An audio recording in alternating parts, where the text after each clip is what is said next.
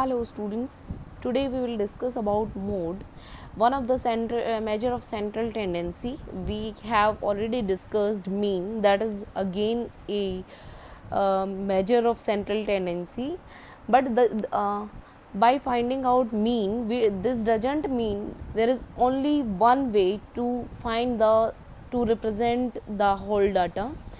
केवल एक ही तरीका नहीं है कि हम पूरे ग्रुप ऑफ डाटा को सिर्फ एक मीन से एवरेज निकाल के ही हम रिप्रेजेंट कर सकते हैं. There are some more methods to find out the measures of central tendency. Central value या रिप्रेजेंटेटिव वैल्यू को निकालने के लिए और भी बहुत सारे तरीके हैं, बहुत सारे मैथड्स हैं. One of the method is mode and another is median, and there are some more methods to find out the representative value, but we will discuss about mean, median and mode in this chapter, and after that we will discuss how to represent the data. Now come to the point. The owner of a ready-made dress shop says the most popular size of dress I sell is the size 90 centimeter. किसी readymade garment shop का जो owner है, कि owner है, lady है या gent है, she says here it is lady, here she is the owner is lady. ये कहते हैं कि मेरी शॉप पे जो सबसे पॉपुलर साइज़ है ड्रेसेस का वो 90 सेंटीमीटर. दैट मीन्स जो सबसे ज़्यादा सेल होता है, सेल जिसकी होती है वो 90 सेंटीमीटर. शर्ट हो सकती है या कोई कुर्ती हो सकती है. और भी कोई और मतलब ड्रेसेस यूनिफॉर्म हो सकती है. But it is of the size of the dress is any dress it may be, and the size of dress is 90 centimetre. That is most popular. The owner is concerned about the number of shirts of different sizes also. Owner को ये भी पता है कि बाकी सारी shirts का size कितना है. She is however look at the shirt size that's sold most. But फिर भी वो उसी शर्ट का साइज़ देख रहा है जिसका साइज़ जो सबसे ज़्यादा सेल होता है, जो सबसे ज़्यादा बिक रहा है. The highest occurring event of the sale of size is 90 centimetre. जो भी पूरे इवेंट में जो सेलिंग प्रोसेस है उसमें जो सबसे ज़्यादा साइज़ बिक रहा है, बार बार बिक रहा है, तो वो कौन सा है? 90 centimetre. So this representative value, here representative value is called mode. इस रिप्रेजेंटेटिव वैल्यू को क्या कहते हैं? मोड कहते हैं.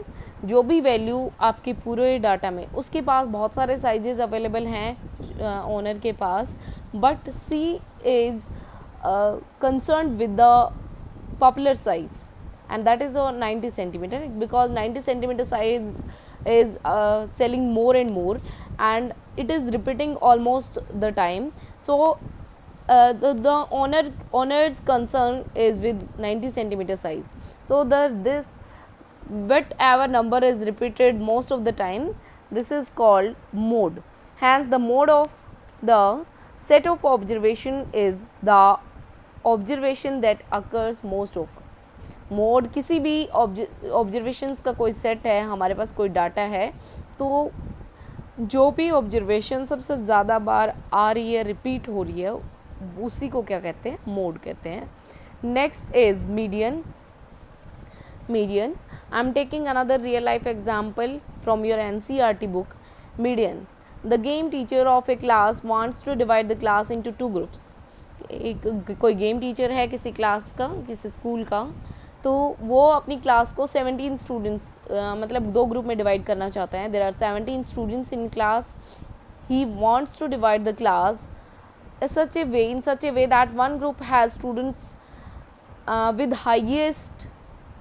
height lesser than a particular height. हम क्या कर लेते हैं, कोई पर्टिकुलर हाइट निकाल लेते हैं, और वो चाहता है कि एक ग्रुप में जो स्टूडेंट रहें उस पर्टिकुलर हाइट से कम रहें, उनकी वो वाले स्टूडेंट्स रहे जिनकी हाइट एक पर्टिकुलर हाइट से कम है, और जो दूसरा ग्रुप वो डिवाइड कर रहा है उस ग्रुप में उस पर्टिकुलर हाइट से ज़्यादा वाले बच्चे रहें, ज़्यादा वाले स्टूडेंट्स रहें जो पर्टिकुलर हाइट हमने डिसाइड की है. एक हम हाइट डिसाइड कर लेते हैं, सपोज 135, तो हम चाहते हैं कि 135 या 140, तो हम चाहते हैं कि एक ग्रुप में जो जितने भी स्टूडेंट्स रहें वो क्या रहें, 140 से लेस रहें और दूसरे में 140 से ग्रेटर रहें। तो how can he do so, वह किस तरीके से कर सकता है इस पूरी प्रोसेस को। So we will discuss how to calculate median. He can find the mean, वह मीन फाइंड आउट कर सकता है। बट हाँ, मीन फाइंड आउट करने के बाद हम क्या कर सकते हैं, हम डिसाइड कर सकते हैं मीन से ज़्यादा जो नंबर आ रहे हैं वो एक ग्रुप में, और मीन से लेस जो वैल्यूज़ आ रही हैं वो एक ग्रुप में। तो ये हमने क्वेश्चन नंबर 9 में किया था। Alternative way to solve this, arrange the given data in ascending और डिसेंडिंग ऑर्डर। हम क्या करते हैं, दूसरा तरीका क्या है, हम पूरे डाटा को असेंडिंग और डिसेंडिंग या तो इंक्रीजिंग ऑर्डर में या डिक्रीजिंग ऑर्डर में, जैसे पहले हमने स्मॉलर देन उससे लार्जर लार्जर नंबर लिख दिए, फिर डिक्रीजिंग ऑर्डर में डिसेंडिंग ऑर्डर में लिखना, पहले बड़ा नंबर लिखना, फिर उससे स्मॉलर स्मॉलर एंड लास्ट में सबसे smallest, and then find the middle value. तो हम डाटा को आइदर असेंडिंग का मीनिंग है कि पहले आप स्मॉलर नंबर स्मॉलेस्ट नंबर लिखेंगे, then smaller, then greater greater and last is greatest value. ऐसे ही आप डिसेंडिंग ऑर्डर में लिखते हैं, तो हम क्या करेंगे, पहले सबसे बड़ी वैल्यू, फिर उससे छोटी छोटी और सबसे छोटी, then find the middle value. तो अब हम एक मिडिल वैल्यू निकालेंगे। The game teacher decides, game teacher क्या कर सकता है, जो मिडिल, क्योंकि 17 स्टूडेंट्स हैं तो 2 ग्रुप में डिवाइड करना है, और एक स्टूडेंट, क्योंकि 8 का ग्रुप बनेगा, 16 स्टूडेंट्स हो गए, एंड जो 1 स्टूडेंट बच गया उसको वो रेफरी बना सकता है। And median always gives the middle value of the observation, middle observation always. Median क्या होता है, किसी भी पूरे सेट ऑफ डाटा का की मीडियन मिडिल वैल्यू को रिप्रेजेंट करता है और पूरे होल डाटा को रिप्रेजेंट कर सकता है। So this was the real life examples of median, and we will calculate the median and mode in exercise 3.2.